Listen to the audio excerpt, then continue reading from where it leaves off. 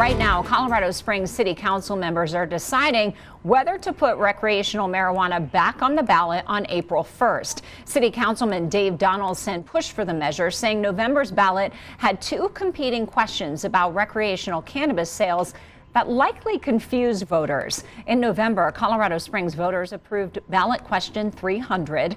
It allows current medical marijuana facilities to get recreational marijuana sales licenses in city limits as long as they are 1,000 feet from schools or daycares. City council members also placed question 2D on the ballot, which would have permanently banned recreational marijuana sales altogether. City council members say some people voted yes to both measures. Now city council members are deciding whether to let people vote again in April on the measure that would get rid of recreational marijuana sales.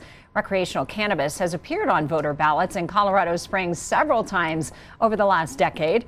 News 5's Allison Zimmerman is breaking down those results.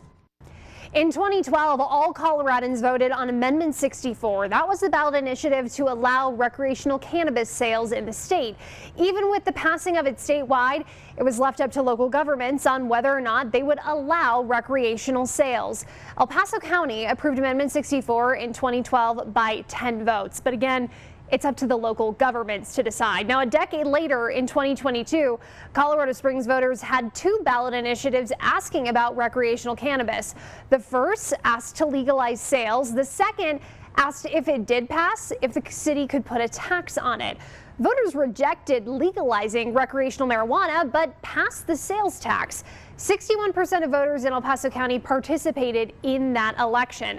Then in this most recent election in November, there were competing ballot initiatives relating to cannabis. One to ban recreational sales and the other to allow it.